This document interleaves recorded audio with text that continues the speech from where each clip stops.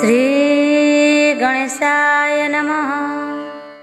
ओम नमो भगवते वासुदेवाय। नारायणं नमस्कृत्यं नरं चैव नरोत्तमं देवीं सरस्वतीं व्यासं ततो जयमुदीरये। मूकं करोति वाचालं पंगुं लङ्घयते गिरिं यत्कृपातमहं वन्दे परमानन्दमाधवम्। नमस्कार बंधुगण, जय जगन्नाथ। भागवत महापुराण सप्तम स्कंध तृतीय अध्याय। आसंतु प्रथमे भागवत वंदना करिबा, तापरे भागवत आरंभ करिबा। नमामि नमामि महा ग्रंथ भागवत, कृष्ण रसे रसायनित रसपूर्ण गीत। नमामि नमामि कृष्ण गोविंदाय नमः। उद्धवंकु देल पुण्य भागवत धर्म, तत्वपूर्ण अर्थपूर्ण जीवनर वेद। अभ्यास मात्र के कोटि जीव अवसाद। परम मंगलमय भागवत वाणी, जीव तरी जीव शुणी भव तरंगिणी। नमामि नमामि व्यास विष्णु अवतार, जन कल्याण करिल भागवत सार। वेद पुराण रु सर्व सार को साउटी, भागवते देइअछ माळ परि गुंथि। नमामि नमामि आहे दास जगन्नाथ, प्राकृत छंदे बांधिल श्रीमद्भागवत। नमामि सुत सौनक मैत्रेय विज्ञ, नैमिषारण्ये करिल भागवत यज्ञ। नम नम परीक्षित राजर्षि विज्ञानी, भागवत शुणाइले सुख ब्रह्म ज्ञानी। नमामि नमामि ब्रह्मा विष्णु महेश्वर, नमामि देवर्षि नम भक्त विदुर। परम शास्त्र प्राणीक निस्तारण पथ, नमामि नमामि शास्त्र श्रीमद्भागवत। एबे आसंत शुणिबा भागवत महापुराण रे सप्तम स्कंध तृतीय अध्याय। नारद वाच, शुण पांडव चूड़ामणि हिरण्यकशिपु कहाणी। अनुज मरणर तापे मनासी जाहा कला तपे। हेबि मो जय मर तपे तसिले वेदबर। गृह उपेक्षित पर्थे मिलिला मंदर पर्वते। रही पर्वत क्रोट मध्ये तपस्या कला जोगबादे। होइबि त्रिभुवने राजा सर्वे होइबे मोर प्रजा। एमंत तृष्णा करी मने रहिला निश्चल आसने। ऊर्ध्वे सेवेनी कर तोली गगने चाहिला निरोली। पाद अंगुष्ठी महाचापी ଦେହ ରହିଲା ଶୂନ୍ୟ ବ୍ୟାପୀ। ପିଙ୍ଗଳ ଜଟା ଶିରେ ସାଜେ, ପ୍ରଳୟର ବିପ୍ରାୟ ତେଜେ। ତାହାର ଘୋର ତପ ଚାହିଁ, ଶୂନ୍ୟ ମିଳିଲେ ଦେବେ ଯାଇ। ସତେ ବରଷ ବେଦ ମତେ, ତପେ ରହିଲା ଦୃଢ଼ ଚିତେ। କ୍ଷୁଧା ପିପାସା କଲା ଦୂର, କେବଳ ପବନ ଆହାର। ତା ମୁଣ୍ଡୁ ଅଗ୍ନି ହୋଇଜାତ, ଧୂମରେ ପୁରିଲା ଜଗତ। ସେ ଅଗ୍ନି ଅଧ ଊର୍ଦ୍ଧ୍ୱେ ବ୍ୟାପେ, ଜଗତ କମ୍ପେ ତାର ତାପେ। ନଦୀ ସମୁଦ୍ର ଦିଗ ପୁରୀ, କମ୍ପିଲେ ମହାଭୟ କରି। ଗଗନ ଗ୍ରହ ତାରା ତ୍ରାସେ, ଖସି ପଡ଼ିଲେ ଦଶ ଦିଶେ। ଦେବେ କମ୍ପିଲେ ତାହା ଦେଖି, ସଭୟେ ସରଗ ଉପେକ୍ଷୀ। ଭୟେ କମ୍ପିଲେ ଏକେ ଏକେ, ସର୍ବେ ମିଳିଲେ ବ୍ରହ୍ମଲୋକେ। ବ୍ରହ୍ମାଚରଣେ ପ୍ରଣମିଲେ, ଅନେକ ମତେ ସ୍ତୁତି କଲେ। ଦେବା ଉଚୁ ହେ ଧାତା ଜଗତ ଈଶ୍ୱର, ଆମ୍ଭେ ଯେ ଶରଣ ତୋହର। ଦିତିର ସୁତ ତପ ଚାହିଁ, ସ୍ୱର୍ଗେ ଥିବାର ଶଙ୍କା ପାଇ। ଭୟେ ଅଇଲୁ ତୁମ୍ଭପୁର, ଆମ୍ଭଙ୍କୁ ରଖ ବେଦବର। ତୋହର ସୃଷ୍ଟି ସର୍ବଲୋକ, ଆମ୍ଭଙ୍କୁ ମହାଭୟ ରଖ। ଯେମନ୍ତେ ଲୋକ ନାଶ ନହେ, ତେମନ୍ତେ କର ତୁ ପାଏ। ଅସୁର ତପ ତୋର ଧ୍ୟାନେ, କିବା ସଂକଳ୍ପ ତାର ମନେ। ଏକଥା ତୋତେ ନୁହେଁ ଦୂର, ଆମ୍ଭେ ଯେ ତୋହର କିଙ୍କର।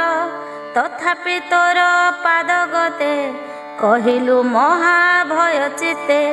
ତୁମ୍ଭେ ଯେ ଘୋର ତପ କରି, ପୂର୍ବେ ତ ଶୀଳ ନରହରି।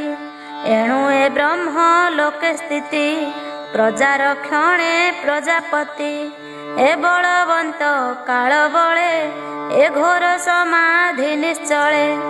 ଅନେକ ଜନ୍ମ କରି ତପ, ସାଧ୍ୟ କରିବ ତିନି ଲୋକ। ଏବେ ବିଚାରି ସତ୍ୟ ଲୋକେ, ତୁମ୍ଭେ ରହିଲ ଆତ୍ମସୁଖେ। ବ୍ରହ୍ମାଣ୍ଡ ସୃଜିବାର ଅର୍ଥେ, ଶ୍ରେୟ ବିଭୂତି ନାମ ଯୁକ୍ତେ। ଏମନ୍ତ ଦେବ ବାକ୍ୟ ଶୁଣି, ସଙ୍ଗତେ ଭୃଗୁ ଦକ୍ଷ ଘେନି। ଅପର ଯେତେ ବ୍ରହ୍ମ ମୁନି, ସଙ୍ଗତେ ଘେନି ପଦ୍ମଜନି। ଆତ୍ମା କୁଶଳ ମନେ ଭାଳି, ଦୈତ୍ୟର ତପ ସ୍ଥାନେ ମିଳି। ଦେଖିଲେ ଅସୁର ଶରୀର, ସ୍ୱଭାବେ ଅତି ଭୟଙ୍କର। ତପ ସାଧନେ କ୍ଷୀଣକାୟ, ମାଂସ ଶୋଣିତ ଶୁଷ୍କ ପ୍ରାୟ। କେବଳ ଅସ୍ଥି ଚର୍ମ ଅଛି, ଭଲ୍ଲିକେ ବ୍ୟାପିତ ହୋଇଛି। ତାହାର ତପେ ଅତିରେକେ, ହେଲେ ତାପିତ ତିନି ଲୋକେ। ଦେହ ନ ଦିଶେ ଗୁଳ୍ମ ତୃଣେ, ମେଘ ଆବୃତ ରହି ଯେହ୍ନେ। ଏମନ୍ତ ଅସୁରର ଗତି, ଦେଖି ବିସ୍ମିତ ପ୍ରଜାପତି। ଆରୋହୀ ନିଜ ହଂସ ଯାନ, ସହାସ୍ୟ କହିଲେ ବଦନ। ବ୍ରହ୍ମବାଚ ଉଠ ହେ କଶ୍ୟପ କୁମାର, ହୋଇଛି ତପ ସିଦ୍ଧି ତୋର। ତୋହର ତପ କଷ୍ଟ ଦେଖି, ଅଇଲି ସପୁର ଉପେକ୍ଷୀ। ତୋହର ବର ଦାତା ମୁହିଁ, ବାଞ୍ଛିତ ବର ମାଗ ତୁହି। ତପେ ତ ପରି ସ୍ଥିର ମତି, କେହ ବା ଭୁବନେ ଅଛନ୍ତି। ଅଦ୍ଭୁତ ଦେଖିଲି ମୁଁ ତୋତେ, ତୋ ସମ ନାହିଁ ଏ ଜଗତେ। ପ୍ରାଣ ଅଛଇ ଅସ୍ଥି ଗତେ, ଧ୍ୟାନ ତୋହର ଅନ୍ତର୍ଗତେ। ପୂର୍ବେ ଯେ ଥିଲେ ମୁନି ଜନେ, ତପ ଆଚରି ଏ ଭୁବନେ। ତୋହରି ପ୍ରାୟ ସେ ନୁହନ୍ତି, ନିରମ୍ବୁ ଭକ୍ଷଣେ ଜିଅନ୍ତି। ଶତ ବରଷ ବେଦ ମତେ, ତପ ସାଧିବ ଏକ ଚିତ୍ତେ। ଭୂତ ଭବିଷ୍ୟ ବର୍ତ୍ତମାନେ, ଦେଖିଲି ନାହିଁ ତ୍ରିଭୁବନେ। ଦୁସ୍ତର ତପ ଏ ତୋହର, ମନୁଷ୍ୟ ଲୋକେ ଅଗୋଚର। ଏ ତପ ନିଷ୍ଠା ଦୃଢ଼ ମତେ, ସ୍ୱଭାବେ ଜିଣିଲୁ ତୁ ମତେ। ଏଣୁ ତ ତପ ଦୃଢ଼ ଦେଖି, ଅଇଲି ସରଗ ଉପେକ୍ଷୀ। ହେଲି ସନ୍ତୁଷ୍ଟ ତପେ ତୋର ମାଗିଲେ ଦେବି ଇଷ୍ଟବର। ଦର୍ଶନ ଦେବ ଲୋକଙ୍କର ନିଷ୍ଫଳ ନୁହଁ ଜନର। ନାରଦ ବାଚ ଏମନ୍ତ କହି ତାଙ୍କୁ ବାଣୀ ଦୟା ସାଗର କୁଶ ପାଣି। ତକ୍ଷଣେ କମଣ୍ଡଳୁ କରେ ଜଳ ସିଞ୍ଚିଲେ ତା ଉପରେ। କୀଟ ବାଲ୍ମିକ ତାର ଦେହି ତକ୍ଷଣେ ଦିବ୍ୟ ଜଳ ପାଇ। ସର୍ବସମ୍ପୂର୍ଣ୍ଣ କଳେବର ବଜ୍ରହୁ କଠିନ ଶରୀର। ଯୁବା ବୟସ ସୁଗଠନ ଯୁବତୀ ମନ ବିମୋହନ। ତପ୍ତ କାଞ୍ଚନ ପ୍ରାୟ ଦେହି ତେଜେ ଅନଳ ରୂପ ବହି। ଲୋଚନ ଘଷି ଦଶ ଦିଗେ ଚାହିଁ ଦେଖିଲା ଶୂନ୍ୟ ମାର୍ଗେ। ହଂସ ବାହନେ ବ୍ରହ୍ମା ଚାହିଁ ନମିଲା ଶିର ତଳେ ନେଇ। ବ୍ରହ୍ମାଙ୍କ ଦର୍ଶନ ଉତ୍ସବେ ନିଷ୍ଠୁର ତପର ପ୍ରଭାବେ। କର ଅଞ୍ଜଳି ଶିରେ ଦେଇ ହରସେ ଲୋମ ପୁଲକଇ। ଆନନ୍ଦେ ଅଶ୍ରୁ ଗଦ ଗଦେ ସ୍ତୁତି କରଇ ପଦ୍ମପାଦେ। ହିରଣ୍ୟକଶ୍ୟପ ବାଚ ନମସ୍ତେ ପ୍ରଭୁ ବେଦପତି ତ୍ରିଲୋକେ ତୋହର କୀରତି। କଳ୍ପ ଅନ୍ତରେ କାଳ ବଳେ ଘୋର ଅନ୍ଧାର ଏସୟଳେ। ନିଜ ଶରୀର ତୋର ତେଜେ ଜଗତେ ଯେ ପ୍ରଭୁ ବିରାଜେ। ଆତ୍ମା ତ୍ରିଗୁଣ ମାୟା ଘୋରେ ସର୍ଜଇ ପାଳ ଏ ସଂଘାରେ। ଏଣୁ ତ୍ରିଗୁଣ ଏ ଜଗତେ ପରାଏ ମହତ ସମସ୍ତେ। ଜ୍ଞାନ ବିଜ୍ଞାନ ଆଦି କରି ନମସ୍ତେ ଜୀବ ଶକ୍ତିଧାରୀ। ପ୍ରାଣ ଇନ୍ଦ୍ରିୟ ମନ ବୁଦ୍ଧି ବିକାର ବ୍ୟକ୍ତ ଯେ ପ୍ରସିଦ୍ଧି। ଜଗତ କଳ୍ପ ନାଶ ରୂପୀ ଜୀବକୁ ମାୟା ରୂପେ ବ୍ୟାପୀ। ପ୍ରଜାପତିଙ୍କ ପ୍ରଜା ହେଉ ଇନ୍ଦ୍ରିୟ ଇନ୍ଦ୍ରିୟ ବନ୍ଧାଉ। ତୁ ମହାଭୂତ ଗୁଣଚୟ ସକଳ ସ୍ତୁତି ଗୁଣମୟ। ତ୍ରିଦେବ ରସ ସପ୍ତତନ୍ତ୍ର ଚତୁର ହୋମ ମୂଳ ମନ୍ତ୍ର। ଆମ୍ଭର ଆତ୍ମା ତୁ ଅନାଦି ଅନନ୍ତ ପ୍ରମେୟବାଦୀ। ତୁ ନାଥ ନିମିଷ କାଳ ହରୁ ପ୍ରାଣୀଙ୍କ ଆୟୁ ବଳ। ନିଶେଷେ ଆଦି ରୂପ ତୋର ତେଣୁ ପ୍ରାଣୀଙ୍କ ଆୟୁ ହର। ତୋର ସର୍ଜିତ ଏ ଜଗତ ତୁ କରୁ ଆତ୍ମା ରୂପ ସ୍ଥିତ। ତୁ ପରମେଷ୍ଠି ମହାଶୟ ଜୀବଲୋକର ଜୀବ ଦେହ। ତତହୁଁ ଅନେକ ଜଗତେ ପର ପର ଅଛନ୍ତି ଯେତେ। ସଂସାରେ ବିଦ୍ୟା କଲ ଯେତେ ତୋର ଶରୀର ଏ ନିୟତେ। ବ୍ରହ୍ମାଣ୍ଡ ତୋର ମନୋଜାତ ତୁ ଦେବ ତ୍ରିପୁରର ନାଥ। ଜଗତ ରୂପେ ତୋର ଦେହି ମନ ଇନ୍ଦ୍ରିୟ ଗୁଣଗ୍ରାହୀ। ପ୍ରାଣ ଧାରଣେ ଏହାଙ୍କର ତୋର ବିକୃତ କଳେବର। ପରମ ପଦ ତୋର ପାଶ ଏହାକୁ କିମ୍ପା କରୁ ତ୍ରାସ। ଅବ୍ୟକ୍ତ ଆତ୍ମା ତୁ ନିର୍ମାଣ ତୁ ନାଥ ପୁରୁଷ ପୁରାଣ। ଅନନ୍ତ ଅବ୍ୟୟ ଶରୀରେ ତୁ ନାଥ ବ୍ରହ୍ମାଣ୍ଡ ଭିତରେ। ଚିତ୍ତ ଚିତ୍ତ ମୁକ୍ତି ତ୍ୟକ୍ତ ନମସ୍ତେ ପ୍ରଭୁ ଭାଗବତ। ଯେବେ ତୁ ବର ଦେବୁ ମୋତେ ଶୁଣ କହିବି ତୋ ଗ୍ରତେ। ତୋର ସୃଜିତ ସୃଷ୍ଟି ଯେତେ ଏ ରୂପେ ଅଛନ୍ତି ଜଗତେ। ତାହାଙ୍କ ହସ୍ତେ ନ ମରିବି ଅଜରାମର ହୋଇଥିବି। ନର ଅଥବା ପଶୁ ହସ୍ତେ ଅପର ରଜନୀ ଦିବସେ। ନାନା ଆୟୁଧ ଅଛନ୍ତି ଯେତେ କେବେ ହେନ କାଟିବ ମୋତେ। ଉରଗେ ନ ମାରିବେ ମୋତେ ନ ମରି ଭ୍ରମି ଶୂନ୍ୟ ପଥେ। ଯିବେ ଅଯିବେ ନ ମରିବି ନିତ୍ୟ ନିର୍ଭୟେ ମୁଁ ବଞ୍ଚିବି। ସୁର ସୁର ଶସ୍ତ୍ରାଘାତେ ବିୟୋଗ ନ କରିବେ ମୋତେ। ସମରେ ମୋର ତୁଲେ ବଳେ କେହି ନଥିବେ ଶୟଳେ। ହୋଇବି ତ୍ରିଭୁବନେ ରାଜା, ସର୍ବେ କରିବେ ମୋତେ ପୂଜା। ଦିଗପାଳଙ୍କ ମଧ୍ୟ ଗତେ, ମୋ ଦୃଢ଼ ଯୋଗ ଫଳ ଜାତେ। କେବେ ବଂଶ ନାଶ ନାହିଁ, ଏ ବର ମାଗୁ ଅଛି ମୁହିଁ। ହେମନ୍ତ ବ୍ରହ୍ମାର ସମ୍ମୁଖେ, ବର ମାଗିଲା ଆତ୍ମା ସୁଖେ। କହଇ ଦାସ ଜଗନ୍ନାଥ, ସପ୍ତମ ସ୍କନ୍ଧେ ଭାଗବତ। ନାରଦ ଯୁଧିଷ୍ଠିର ବାଣୀ, ଶୁଣି ସଂସାରୁ ତର ପ୍ରାଣୀ। ଇତି ଶ୍ରୀମଦ୍ଭାଗବତେ ମହାପୁରାଣେ ପାରମହଂସ୍ୟାଂ ସଂହିତାୟାଂ 82 ସପ୍ତମସ୍କନ୍ଧେ ହିରଣ୍ୟକଶିପୁ ତପୋଆରାଧନେ ନାମ ତୃତୀୟ ଅଧ୍ୟାୟ। ଚତୁର୍ଥ ଅଧ୍ୟାୟ। ନାରଦ ଉବାଚ ଶୁଣ ରାଜନ ସ୍ଥିର ଚିତ୍ତେ, କହିଲୁ ଯାହା ତୋ ଗ୍ରତେ। ତପେ ହିରଣ୍ୟକଶିପୁର, ସନ୍ତୁଷ୍ଟ ହୋଇ ବେଦବର। ବର ପ୍ରାର୍ଥନା ତାର ଶୁଣି, କହିଲେ ସନବଖାଣି। ବ୍ରହ୍ମବାଚ ଶୁଣ ହେ ଅସୁର ପୁଙ୍ଗବ, ତୋହର ଜନ୍ମ ଏ ଦୁର୍ଲଭ। ଯେତେ ମାଗିଲୁ ବର ମତେ, ପ୍ରାଣୀଙ୍କୁ ଦୁର୍ଲଭ ଜଗତେ। ତୋହର ତପେ ତୋଷ ହୋଇ, ଦେବି ଅନ୍ୟଥା ଏଥେ ନାହିଁ। ହେଉ ତ ମନ ବାଞ୍ଛା ସିଦ୍ଧି, ହେମନ୍ତ କହି ବେଦ ନିଧି।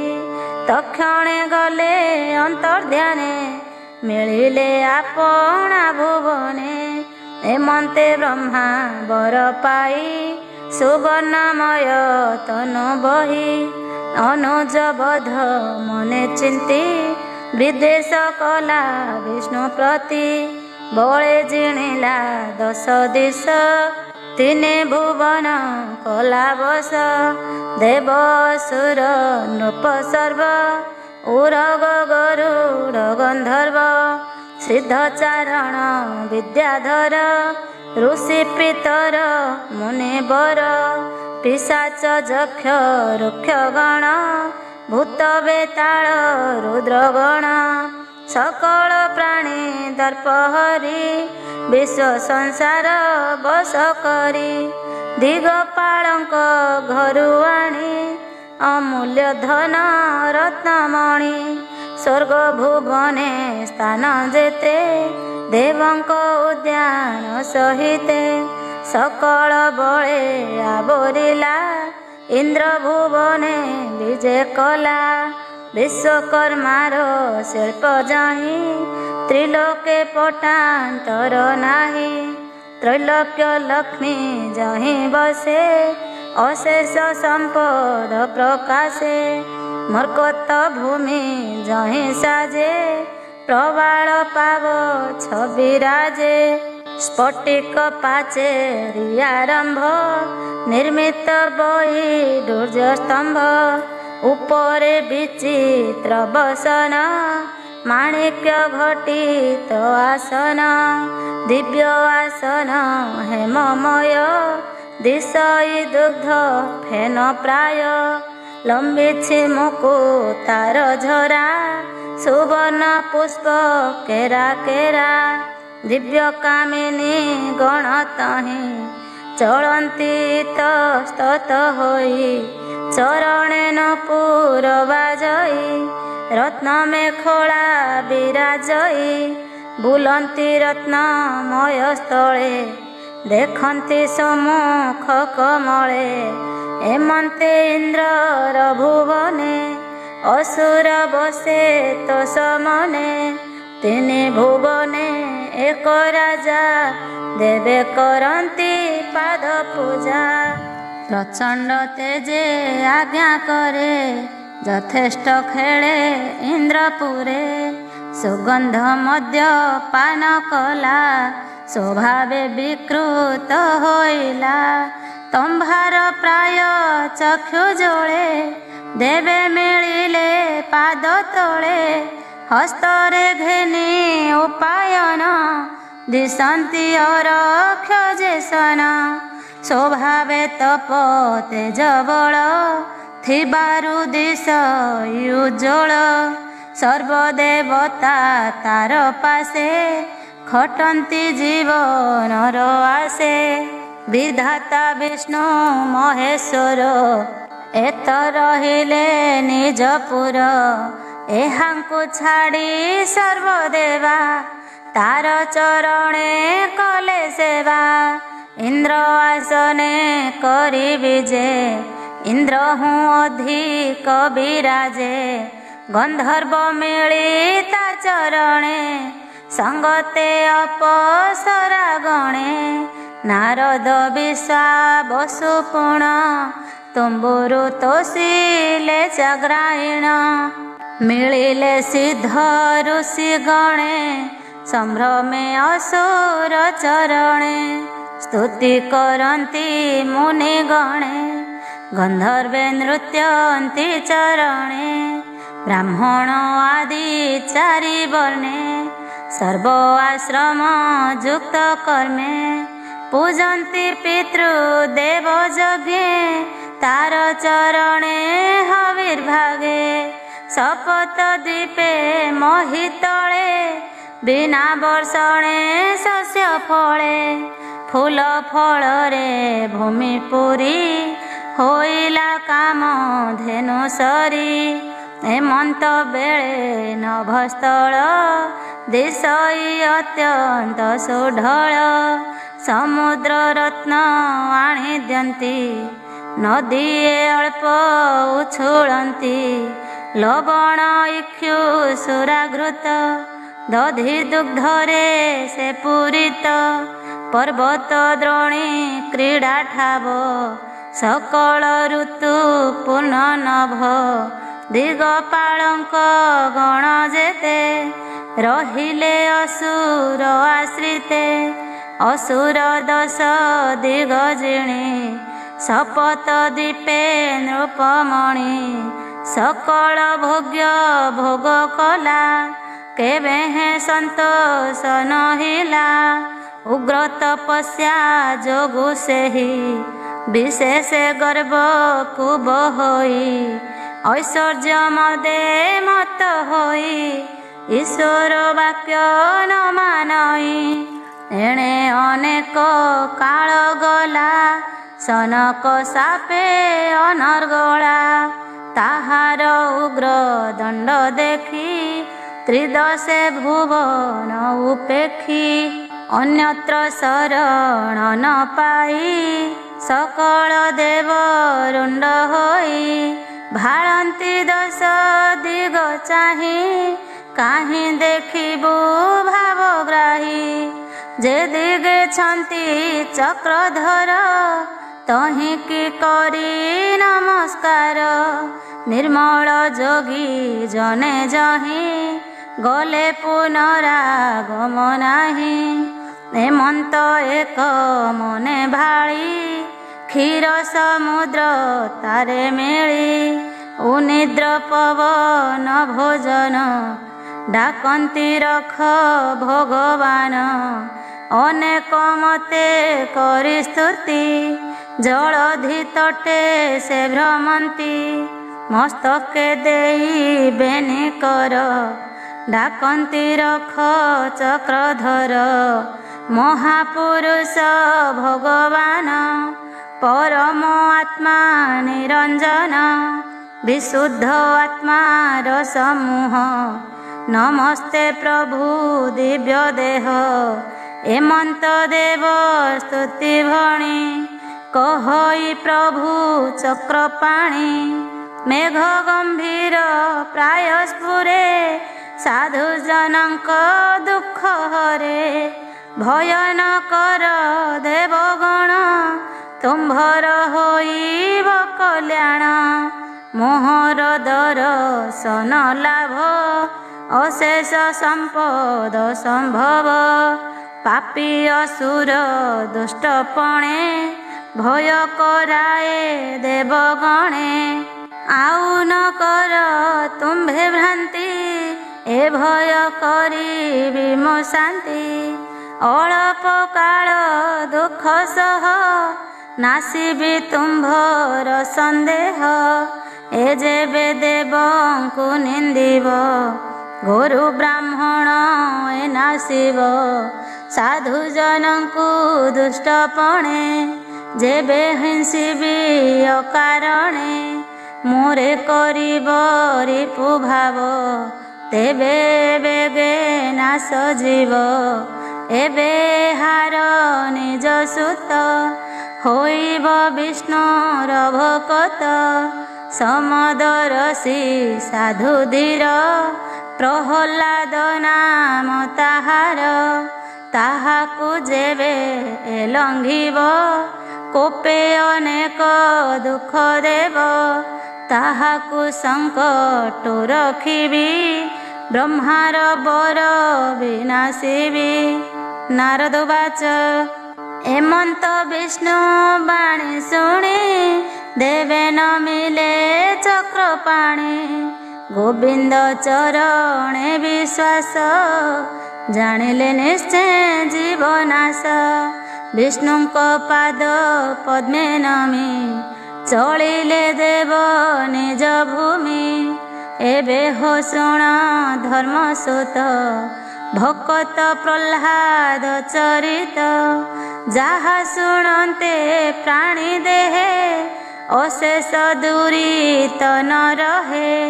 ହିରଣ୍ୟକଶିପୁର ଘରେ, ତାହାର ପତ୍ନୀର ଉଦରେ। ଜନ୍ମ ହୋଇଲେ ଚାରି ସୁତ, ଶୁଣ ପ୍ରହ୍ଲାଦ ଚରିତ।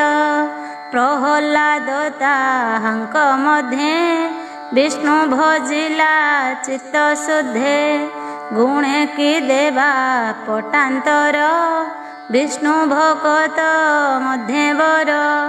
ସତ୍ୟ ସମ୍ପନ୍ନ ଶୀଳ ଗୁଣେ, ସେବଇ ବିଷ୍ଣୁଙ୍କ ଚରଣେ। ସର୍ବଭୂତଙ୍କ ମଧ୍ୟେ ପ୍ରିୟ, ସ୍ୱଭାବେ ନିବୃତ୍ତ ଇନ୍ଦ୍ରିୟ। ସନ୍ଥ ଚରଣେ ଦାସ ପ୍ରାୟେ, ଦୁଃଖୀକୁ ଭଜେ ପିତା ସ୍ନେହେ। ସମବୟସ ସ୍ନେହମୟେ, ଗୁରୁଙ୍କୁ ସେବେ ଦାସ ପ୍ରାୟେ। ଅସୁର ବଂଶେ ଜାତ ହୋଇ, ଅସୁର ଭାବ ହୃଦେ ନାହିଁ। ବିପଦେ ଧୀର ଭାବ ବହି, ସମସ୍ତ ନଶ୍ୱର ଭାବଇ।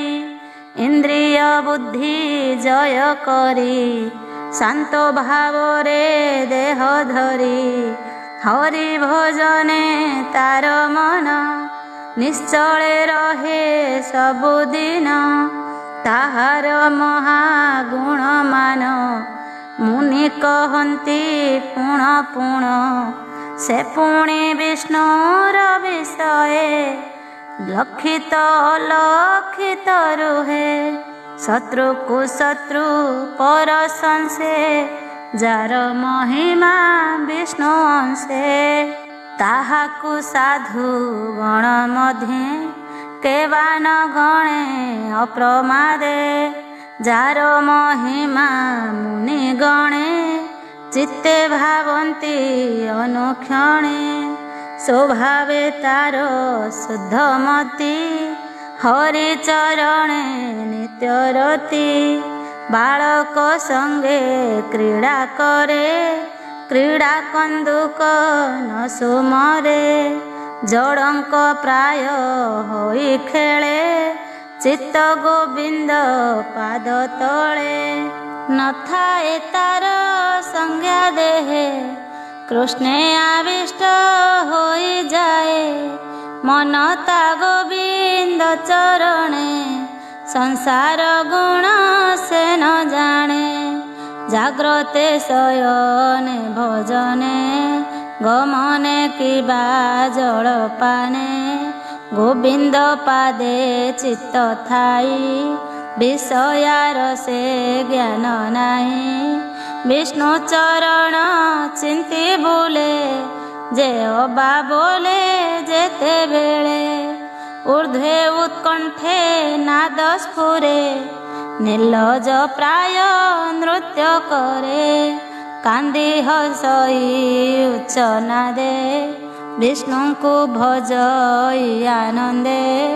निर्मल भावे भक्ति पुरे विष्णु चेष्टारे मति भोले विष्णुर नाम मुखे भजी पुलक करी रमराजी आनंदे अश्रु झर झर निरते बहे चक्षुद्वार विष्णु चरणे भाव भोले गमई अकिंचन मेले आत्मा निवृत्ति अनुक्षणे विषय संगे दुख मणे एमंते पुत्रर विषय हिरण्यकशिपु निर्दये देला से पीड़ा अतिरेके के सही पारे नरलोके युधिष्ठिर उवाच हे देव ऋषि सत्यव्रत तुम्भे कहिल अद्भुत निज पुत्र को पिता जेवे दंडिला शत्रु जन भावे से शुद्ध चित्त प्रहल्लाद किंपा पड़िला ए प्रमाद कुपुत्रपण जे करंती पिता कुरिपु प्राय चिंती तार कुशल शिक्षा अर्थे पिता चिंतई अविरते ए पुत्र पिता अनुचर स्वभावे शुद्ध साधु धीर एहांकु किंपा दुख देला मोते तो संदेह लागिला जे पिता पुत्रे दिए दुख ए कथा मरणु अधिक एणु दुखित मोर मन कह हे ब्रह्मार नंदन एमंत धर्म सुत बाणी नारद सभा मध्ये शुणी कृष्ण चरणे देई चित कहिले विष्णुर चरित से ब्रह्म मुनि चरणे सुजने मन अनुक्षणे सुजन हिते भागवत भाषा प्रबंधे कलि गीत सप्तम स्कंधे भागवत कहई विप्र जगन्नाथ इति श्रीमद्भागवते महापुराणे पारमहंस्यां संहितायां 82 सप्तमस्कन्धे विष्णुप्रसन्नवर्णने नाम चतुर्थोऽध्याय। पंचम अध्याय असुर कूले पुरोहित सर्वज्ञ शुक्र भृगुसुत मुनिक पुत्र बेनी भाई षण्ढ मर्क नामे दुई राजाचार्य तांकु कले पुत्र मानंकु पढ़ाइले राजा मंदिरे बेनी भाई दैत्य पुत्रंकु संगे देई जत्ने पढ़ांती ज्ञान बळे सर्वे पढ़ंती एक मेळे ताहांक मध्ये प्रहलाद सकल शास्त्रे हेले सिद्ध गुरुंक मुख थरे शुणी तक्षणे चित्ते परिमाणी चित्त निर्मले ताहा जाने केवल मने न प्रमाणे विचार करे हृदगते केरिपु मित्र ए जगते एकई आत्मा नर हरि समे सकल देहे पुरी एकथा नुहई प्रमाण सकल आत्मा नारायण जे पाठ पढ़े व्याख्या मते दृढ़े न धरे हृदगते दिनेक प्रहलाद आणी कोळे बसाई नृपमणि अनेक अलंकार देई सानंदे पुत्र को पुछई हिरण्यकशिपु उवाच हे पुत्र शुण वाक्य मोर पढ़िलु राजनीति सार तू जहा गुरु मुखे शुणु ताहा सुचिते न प्रमाण मुहि शुणिली भले हा कह तू साधु मणु जा ଯେ ରାଜନୀତି ଚିତେ ଧରେ କେବେ ହେଁ ଶତ୍ରୁକୁ ନ ଡରେ। ସଂଗ୍ରାମେ ରିପୁ ଜୟ କଲେ ସେ ରାଜା ସୁଖ ଭୁଞ୍ଜେ ଭଲେ। ବିଦ୍ୟା ପଢ଼ିଲୁ ଏତେ କାଳ ଭଲ କି ମଣୁ ମୋର ବୋଲ। ପିତା ବଚନ ପୁତ୍ର ଶୁଣି କହେନି ବେଶୀ ଶିରେ ପାଣି। ପ୍ରହ୍ଲାଦ ବାଚ ଯେ ସାଧୁ ଶାସ୍ତ୍ରେ ମୋର ଚିତ୍ତ ଶୁଣ କହିବା ତ ବ୍ରତ। ମୁହିଁ ମୋହର ଏ ସଂସାରେ ଯେ ପ୍ରାଣୀ ଚିତ୍ତେ ନିତ୍ୟ କରେ। ଦେଖ ଏ ଗୃହେ ଅନ୍ଧକୂପ ଆତ୍ମା ନିପାତ ମହାତାପ। ଏହାକୁ ଦୂରେ ପରିହର ଅରଣେ ବିଷ୍ଣୁ ଆଶ୍ରା କର। ସାଧୁ ମଣଇ ଏହା ଚିତେ ସତ୍ୟ କହିଲି ତ ଗ୍ରତେ। ନାରଦ ବାଚ ଏମନ୍ତେ ପୁତ୍ର ବାକ୍ୟ ଶୁଣି ଶତ୍ରୁର ପକ୍ଷ ପ୍ରାୟ ମଣି। ସଧୀରେ ହସି ସେ କହିଲା ବାଳକେ ବୁଦ୍ଧି କେ ଦେଲା। ଏପରି ପର ବୁଦ୍ଧି ବଳେ ନଷ୍ଟ ହୁଅନ୍ତି ସର୍ବକାଳେ। ଏହାର ବୁଦ୍ଧି କେ ହରିଲା ଏ ମୋର ଶତ୍ରୁକୁ ଭଜିଲା। କୋପେ ବାଳକ ତଳେ ଥୋଇ ବୋଲେ ସେବକ ମୁଖ ଚାହିଁ। ଗୁରୁଙ୍କ ଘରେ ନେଇ ଦିଅ ଏ କଥା ଗୁରୁ ଆଗେ କହ। ଏ ମୋର ବାଳକର ମନ ରିପୁ ବିଷୟ କିମ୍ପାଚ୍ଛନ୍ନ। ଏହାର ବୁଦ୍ଧି ବିଷ୍ଣୁ ପକ୍ଷେ ଯେମନ୍ତେ ନ ଭଜେ ପ୍ରତ୍ୟକ୍ଷେ। ରାଜାର ଆଜ୍ଞା ଭୃତ୍ୟ ପାଇ ବାଳକ ଗୁରୁ ଦ୍ୱାରେ ନେଇ। ବ୍ରାହ୍ମଣ ଗୋଷ୍ଠୀ ମଧ୍ୟ କଲା ରାଜା ବଚନ ଜଣାଇଲା। ଶୁଣିଣ ତା ବିପ୍ର ଉଦ୍ବେଗେ ବୋଲନ୍ତି ପ୍ରହ୍ଲାଦର ଆଗେ। ସାଧୁ ବଚନ ବାକ୍ୟ ମତେ କହନ୍ତି ହସ୍ତ ଧରି ହସ୍ତେ। ହେ ବତ୍ସ ପ୍ରହ୍ଲାଦ ଶୁଣ ସର୍ବଦା ହେଉ ତ କଲ୍ୟାଣ। ଆମ୍ଭଙ୍କୁ ଲାଗିଲା ସନ୍ଦେହ ମିଥ୍ୟାକୁ ଛାଡ଼ି ସତ୍ୟ କହ। ବାଳକ ବୁଦ୍ଧି ତ ନ ଦେଖି ଅଦ୍ଭୁତ ପ୍ରାୟ ଉପଲକ୍ଷୀ। ତୋହର ବୁଦ୍ଧି କେ ହରିଲା ଶତ୍ରୁ ଭଜନେ ଶିକ୍ଷା ଦେଲା। କିବା ଏ ସ୍ୱଭାବ ତୋହର ଆମ୍ଭଙ୍କୁ ଲାଗେ ଅଗୋଚର। କହ କେ ତୋତେ ଦେଲା ଶିକ୍ଷା ଆମ୍ଭେ ଶ୍ରବଣ କଲୁ ଇଚ୍ଛା।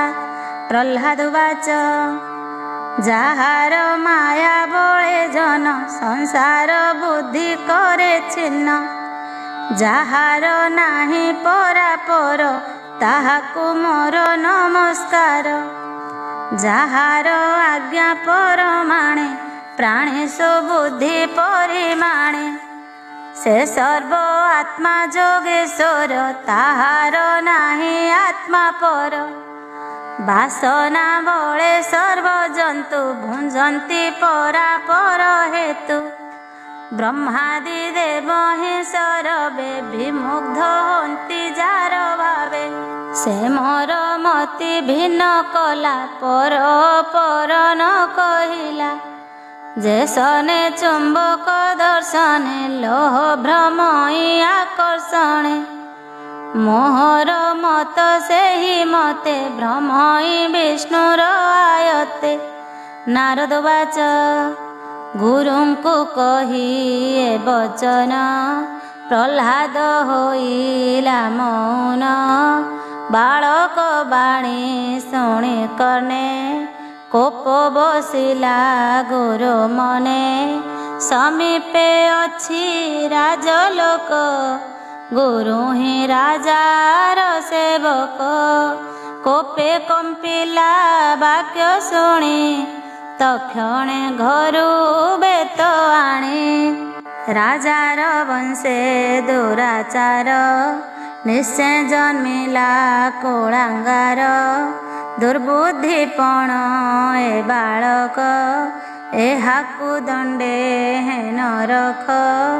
ଚନ୍ଦନ ବନେ କଣ୍ଟା ବୃକ୍ଷ ଜନ୍ମିଲା ଦେଖ ଏ ପ୍ରତ୍ୟକ୍ଷ।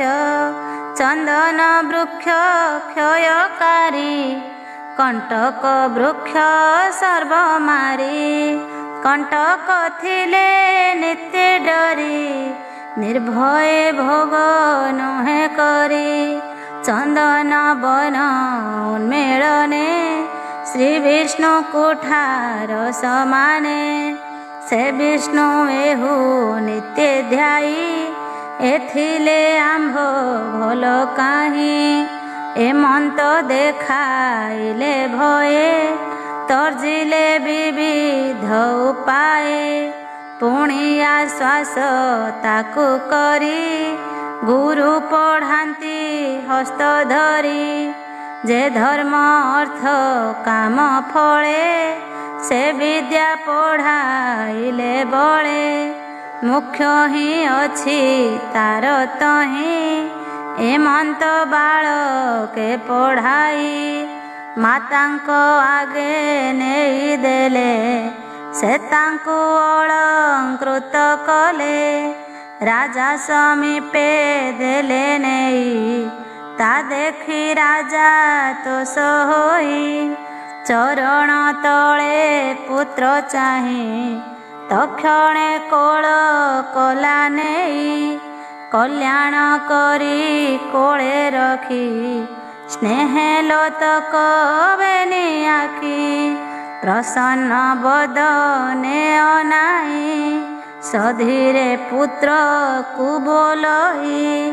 ହିରଣ୍ୟକଶିପୁ ବାଚ ହେ ପୁତ୍ର ଶୁଣ ମୋ ବଚନ।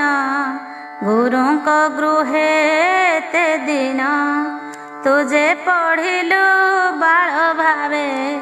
ମୋର ସମ୍ମୁଖେ କହ ଏବେ ଉତ୍ତମ ବିଦ୍ୟା ମୋତେ କହ। ମୋ ମନେ ନର ସନ୍ଦେହ। ପ୍ରହ୍ଲାଦ ବାଚ ଶୁଣ ହୋ तात ମନ ଦେଇ ଯେ ବିଦ୍ୟା ଉତ୍ତମ ମଣଇ। କୃଷ୍ଣର ଶ୍ରବଣ କୀର୍ତ୍ତନ ସ୍ମରଣ ଚରଣେ ସେବନ। କରିବ ତାଙ୍କୁ ପୂଜାସ୍ତବ ସଙ୍ଗତେ ଦାସ ପଣେ ଥିବ।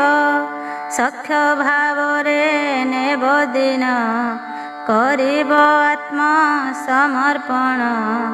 ଏ ଭାବେ ଚିତ୍ତ ସମର୍ପିବ ଯେ ଶାସ୍ତ୍ର କହେ ତେ ଭାବ। ତାହା ମୁଁ ଉତ୍ତମ ମଣଇ କହିଲେ ତୋର ପାଶେ ମୁହିଁ। ଏ ନବ ଲକ୍ଷଣ ଭକତି ଯେ ନର ଗୋବିନ୍ଦେ କରନ୍ତି। ଉତ୍ତମ ବିଦ୍ୟା ବୋଲି ତାହା ଯେଣେ ନ ଲାଗେ ବିଷ୍ଣୁ ମାୟା। ଏମନ୍ତ ପୁତ୍ର ମୁଖ ଶୁଣି କୋପେ ଉଠିଲା ଶିର ଝୁଣି।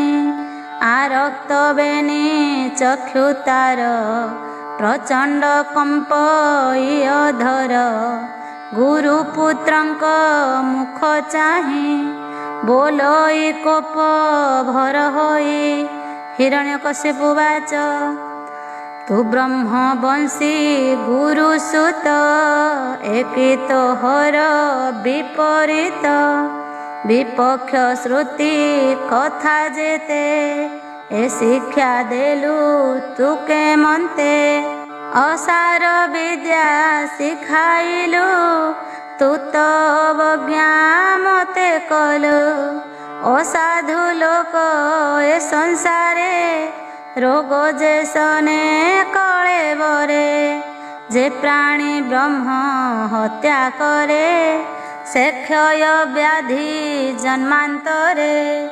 ଯେ ନିତ୍ୟ ମଦ୍ୟ ପାନ କରେ ବିକଟ ଦନ୍ତ ତା ଅଧରେ। ସୁବର୍ଣ୍ଣ ହରି ଥାଇ ଯେବେ ସେ କୁଳ କ୍ଷୟ ଦୋଷ ଲଭେ। ଗୁରୁ କାମିନୀ ଯେହୁ ରଥେ ଧବଳ ହୋଇବେନି ହସ୍ତେ। ଏମନ୍ତ ସୁର ବଚନେ कहन्ति गुरुଙ୍କ नन्दने। गुरुपुत्र वाच ए शिक्षा देई नाही मुहि, अन्य बा पढ़ाइबि काहि। तोहर पुत्रर स्वभाव, जानी तु चिन्तु पराभव। एमन्ते गुरु वाक्य शुणी, सन्देह मने परिमाणी। पुत्र को चाहि कोप भरे, बोलई कर्कश वाक्यरे। ए विद्या गुरु वाक्य नुहे, के अबा तोर चित्त मोहे। प्रह्लाद वाच शुण हे त्रैलोक्य ईश्वर, मतिर गति चक्रधर। जे प्राणी गृहे बास करे, तामति विष्णु को न स्मरे। गुरु वचन कि करिब, जाहार जेमंत स्वभाव। असाध्य इंद्रियंक बळे, गृहस्थ पढ़े रसातळे। कूल बेभारे बस होई, चव्य चर्वण जेल भई। ताहांक मति कृष्ण भावे, केबे हेनो हे शुद्ध भावे। जे प्राणी दुराशय पणे, अनर्थ अर्थ पाए मणे। से काहि विष्णु को जानिब, जे ब्रह्मा शंकर दुर्लभ। ताहार मति अर्थ तहि, प्राणी लभिब ताकु काहि। अंध को अंध जेबे बहे, ईश्वर तत्व जेन्हे कहे। एमंत प्राणी को स्वभाव, केमंते कृष्ण को सेविब। विष्णु चरण पद्म दुई, ए जन्मे लभी न पारई। जाहांक चरणार बिंद, सेबी न पांति सुर वृंद। विष्णु भगत पाद धूଳି, शिरे न बोले हस्ते तोଳି। संथ चरणे इच्छा नाही, हरिंकु लभिब से काहि। एमंत कही दैत्य बोला, मौन होई न रहिला। शुणी असुर कोपा नळे, कोळरू पकाइले तळे। कोपे अरुण चक्षु कला, असुर गणे आज्ञा देला। देख हे नई रत गण, मोर पुत्रर दुष्टपण। मरण अर्जिला बेभारे, एहाकु राजु कर दूरे। मोर नज नाशकारी, से विष्णु बैरी मोहरी। ताहार पक्ष होइला, निज संपद उपेक्षिला। विष्णुर दास पणे रहे, ते प्राण थाई एहा सहे। शत्रु आश्रित एको मर, निश्चय करिब उपकार। ए पंच बरसर सुत, पिता मातारे अभकत। परर पुत्र होई जेबे, आत्मार हित अनुभवे। ताहाकु बोली निज सुत, रोगी को औषध जेमंत। आंभर तहु जन्म होई, परर हिते जेबे थाई। व्याधिर प्राय जन्म तार, से मले आत्मार निस्तार। जे अंगे सर्पाघात करे, से अंग दोषे प्राणी मरे। से अंग छेदी पकाइले, देह जीवन रहे भले। जे हित करे पर होई, तातहु बंधु अन्य नाही। ବନ୍ଧୁ ଅହିତ ଚିତ୍ତ ଯେବେ ତାହାକୁ ଲେଖି ଶତ୍ରୁ ଭାବେ। ଦେହରୁ ବ୍ୟାଧି ଜନ୍ମ ହୋଇ ଆତ୍ମା ସହିତେ ସଂହାରଇ। ଅରଣ୍ୟ ମୋହ ସଧି ଆଣି ରୋଗ ସଙ୍କଟ ତରେ ପ୍ରାଣୀ। ପର ପର ଏ ବିଚାର କେରି ପୁଅ ବା ଆପଣାର। ସୁହୃଦ ହୋଇ ଶତ୍ରୁପଣେ ପାପ ଚିନ୍ତଇ ଅନୁକ୍ଷଣେ। ନାନା ଉପାଏ ତାକୁ ମାରି ସେ ମଲେ ସୁଖେ ପ୍ରାଣ ଧରି। ଯୋଗୀଙ୍କ ଯୋଗ ଧ୍ୟାନ କାଳେ ଦୁଷ୍ଟ ଇନ୍ଦ୍ରିୟ ଯେତେବେଳେ। ତାହାକୁ କରେ ସେହୁ ସାଧ୍ୟ ସୁଖେ ଲଭଇ ବ୍ରହ୍ମପଦ। ଏ ମିତ୍ର ବେଶ ଧାରି ପର ଏହାକୁ ବେଗେ ବଦ୍ଧ କର। ଭୋଜନ ଶୟନ ଆସନେ ଉପାୟ କର ତା ପ୍ରମାଣେ। ଏମନ୍ତେ ରାଜା ଆଜ୍ଞା ପାଇ ଅସୁରେ ଶସ୍ତ୍ର ଘେନି ଧାଇଁ। ବାଳକ ନାଶ ମନେ ଚିନ୍ତି ଷୋଳ ଅନ୍ତରୀକ୍ଷେ ବୁଲାନ୍ତି। ସୁଦୀର୍ଘ ଦିଶେ ଦନ୍ତପନ୍ତି କରାଳ ବଦନେ ଚାହାନ୍ତି। ତମ୍ଭାର ବର୍ଣ୍ଣ ପ୍ରାୟ ଦାଢ଼ି ଶିରେ ପିଙ୍ଗଳା ଜଟା ବେଢ଼ି। ନାଚନ୍ତି ଭୈରବ ନାଦେ ଅସୁର ଛନ୍ଦି ପାଦ ପାଦେ।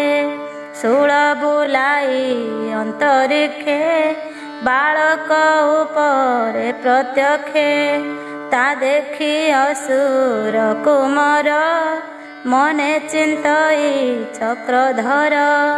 ଗୋବିନ୍ଦ ପାଦେ ଚିତ୍ତ ଦେଇ ବୋଲଇ ଅସୁରଙ୍କୁ ଚାହିଁ। ତୁମ୍ଭର ଦେହେ ଯେବେ ହରି ଆତ୍ମା ସ୍ୱରୂପେ ଛନ୍ତି ପୁରୀ।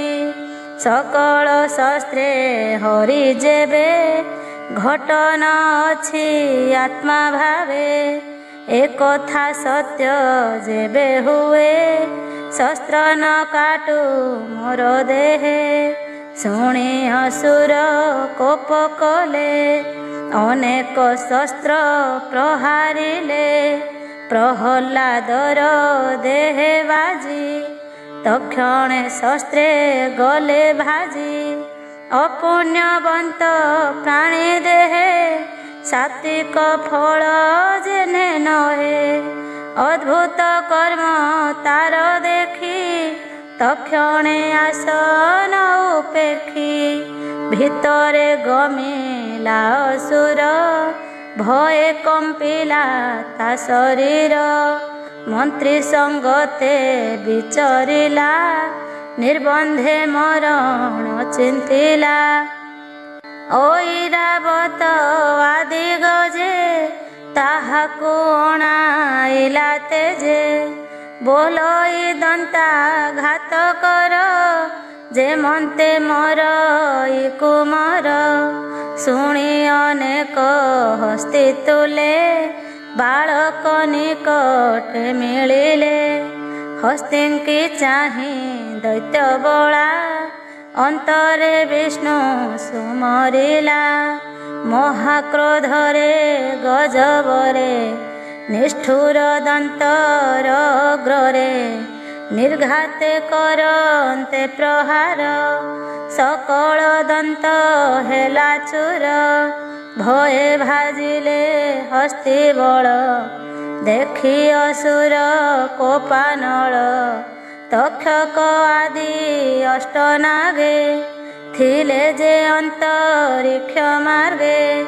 ତାହାଙ୍କୁ ରାଇ ନୃପବର ନିଷ୍ଠୁରେ ବୋଇଲା ଉତ୍ତର। ଏକୁଳ ଅଙ୍ଗାର କୁମାର ଏହାର ପ୍ରାଣ ବେଗେ ହର। ନାଗଙ୍କୁ ଦେଖି ପ୍ରହ୍ଲାଦ ଚିତ୍ତେ ଚିନ୍ତିଲା ବିଷ୍ଣୁପାଦ। ତକ୍ଷଣେ ନାଗ କୋପେ ଗଲେ ବାଳକ ଶରୀରେ ଦଂଶିଲେ ବଦନେ ବିଷ ନ ଭେଦିଲା। ନାଗଙ୍କ ଫଣା ବଥାଇଲା ନାଗ ପଳାଇ ଗଲେ ବେଗେ। ଜୀବନ ଭଏ ଦଶ ଦିଗେ ପୁଣି ସେ କୃତ୍ୟା ହୋମ କଲା। ପର୍ବତ ଶିଖୁ କଚାଡ଼ିଲା ସାଗର ଜଳେ ବୁଡ଼ାଇଲା।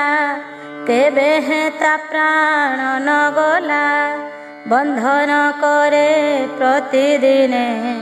ମରିବ ବୋଲ ଯେ ସନେ କେତେ ଦିନ ଭୋଜନେ। ବଞ୍ଚିଲା ଅସୁର ନନ୍ଦନେ ହିମ ପବନ ଅଗ୍ନି ଜଳେ। କଷଣ ଦେଲା କୋପା ନଳେ ନାନା ପ୍ରକାର କଷ୍ଟ ଦେଲା। କେବେ ବାଳକ ନ ମଲା ସ୍ୱଭାବେ ପାପ ତାର ନାହିଁ। ଦଣ୍ଡ ବାଧିବ ତାକୁ କାହିଁ କେବେ ମାରି ନ ପାରିଲା। ଚିନ୍ତା ସାଗରେ ନିମଜ୍ଜିଲା ଜାଗ୍ରତ ସ୍ୱପ୍ନ ପ୍ରାୟ ହୋଇ। କେବେ ଶାନ୍ତି ନ ଭଜଇ ଦେଖ ଏ ବାଳକ ବିଷয়ে। କେତେ ନ ଚିନ୍ତଇ ଉପାଏ ସାଧୁ ବିଷये ଦ୍ରୋହ କଲେ। କେବା ସଂସାରେ ଥିବେ ଭଲେ ଏ ମୋର ଶତ୍ରୁ ପକ୍ଷ ହୋଇ।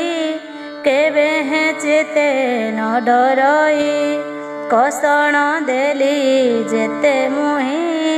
ସେ ତ ତାହାର ଚିତେ ନାହିଁ ସୁଜନ ଜନ ପ୍ରାୟ ଶହେ। କି ଆଉ କରିବି ଉପାଏ ମହାନୁଭବ ଏକୁ ମୋର। ମନ ବଚନ ଅଗୋଚର ନିର୍ଭୟ ଏତେ ଦୁଃଖ ସହେ। ଏଣୁ ମୋ ଚିତେ ମହାଭଏ ଏହାର ସଙ୍ଗେ ବାଦ କଲେ। ପ୍ରାଣ ମୁନ ଧରିବି ଭଲେ ଏମନ୍ତ ଭାଳି ମନ ଦୁଃଖେ। ଦଣ୍ଡେ ରହିଲା ଅଧୋମୁଖେ ଗୁରୁକୁ ମୋର ତାହା ଶୁଣି। ଅସୁର ମୁଖ ଚାହିଁ ବଣି ଗୁରୁପୁତ୍ର ବାଚ ଶୁଣ ହେ ନୃପ ଚୂଡ଼ାମଣି। ତପେ ତୁ ତ୍ରିଭୁବନ ଜିଣି ଆତ୍ମା ସୁଖରେ ଭୋଗ କରୁ। ଯେହ୍ନେ ଅଚଳ ମହାମେରୁ ତୋହର ରିପୁ ଏ ସଂସାରେ। ନ ଦେଖି ଶରୀର ବ୍ୟବହାରେ ଏ ବାଳକୁ ମୋର ତୋହର। ଏହାକୁ କିମ୍ପା ତୋର ଡର ଏ ଶିଶୁ ବୁଦ୍ଧି ଛାଡ଼ି ନାହିଁ। ସଂଶୟ କରୁ କାହିଁ ପାଇଁ ଯେବେ ସଂଶୟ ତୋର ମନେ। କହିବା ଶୁଣ ସାବଧାନେ ତାହାକୁ ବରୁଣର ପାଶେ। ବନ୍ଧନ କର ତୋ ବିଶ୍ୱାସେ ନିକଟେ ରଖ ତୋ ଆୟତେ। ଭୟ ନ ଲାଗୁ ତୋର ଚିତେ ବାଳୁତ ଦଶା ଏ ଛାଡ଼ିଲେ। ସୁବୁଦ୍ଧି ପ୍ରକାଶିବ ଭଲେ ଏକଥା କର ଆମ୍ଭ ମତେ। ତୋ ପାଶେ ଥାଉ ଅନୁବ୍ରତେ ତାବତ ଥାଉ ଏହି ମତେ। ସନ୍ଦେହ ନ କର ତୁ ଚିତେ ଗୁରୁ ପୁତ୍ରଙ୍କ ବାକ୍ୟ ଶୁଣି। ସନ୍ତୋଷେ କହେ ନୃପମଣି ହିରଣ୍ୟକଶିପୁ ବାଚ ଶୁଣ ହେ ଗୁରୁଙ୍କ କୁମର। ଏବେ ମୋହର ବୋଲ କର ଗୃହସ୍ଥ ଧର୍ମେ ଧର୍ମ ଯେତେ। ରାଜାଙ୍କ ଧର୍ମ ନୀତି ଯୁକ୍ତେ ତ୍ରିବର୍ଗ ଧର୍ମ ଅର୍ଥ କାମ। ଯେମନ୍ତେ ପଢ଼େ ଅନୁକ୍ରମ ଏମନ୍ତ ରାଜାର ବଚନେ। ପ୍ରହ୍ଲାଦେ ଗୁରୁ ବେନି ଜନେ ଅନେକ ଯତନେ କହିଲେ। ଅସୁର କୁମାରଙ୍କ ତୁଲେ ଗୁରୁଙ୍କ ମୁଖୁ ଯେତେ ଶୁଣେ। ଅନ୍ତରେ ସାଧୁ ତାନ ମଣେ ଗୃହସ୍ଥ ଧର୍ମର ବ୍ୟବସ୍ଥା। ଆତ୍ମାର ନିପାତ ଏକଥା ଏ ଧର୍ମେ ମୋହ ହୁଏ ଜନ ଏଣେ କି ମୋର ପ୍ରୟୋଜନ ଏମନ୍ତ କରେ ବିଚାରଣ ଏବେ ହୋ ଧର୍ମ ସୁତ ଶୁଣ ନାରଦ ବାଚ ପଢ଼ଇ ବାଳକଙ୍କ ମେଳେ ଗୁରୁ ଯେ ଗୃହ ଧର୍ମେ ଗଲେ ସେ ପ୍ରହ୍ଲାଦ ତାହା ଚାହିଁ ବୋଲେ ବାଳକ ମଧ୍ୟ ଥାଇ ଶୁଣ ହେ ଅସୁର କୁମରେ ଯେ ବିଦ୍ୟା ସଂସାର ଉଦ୍ଧରେ ମର୍ତ୍ତେ ମନୁଷ୍ୟ ଦେହ ବହି ଆତ୍ମାର ଜ୍ଞାନ ଯାର ନାହିଁ ତାର ଜୀବନ କାରଣ ଏବେ ହୋ ସାବଧାନେ ଶୁଣ କହଇ ଦାସ ଜଗନ୍ନାଥ ସପ୍ତମ ସ୍କନ୍ଧେ ଭାଗବତ ଏ ପିତା ପୁତ୍ରର ସମ୍ବାଦ ଶୁଣନ୍ତେ ନ ଲାଗେ ପ୍ରମାଦ ଇତି ଶ୍ରୀମଦ୍ ଭାଗବତେ ମହାପୁରାଣେ ପାରମହଂସ୍ୟାଂ ସଂହିତାୟାଂ ବୟାସିକ୍ୟାଂ ସପ୍ତମ ସ୍କନ୍ଧେ ହିରଣ୍ୟକଶିପୁ ପ୍ରହ୍ଲାଦ ସମ୍ବାଦେ ନାମ ପଞ୍ଚମ ଅଧ୍ୟାୟ।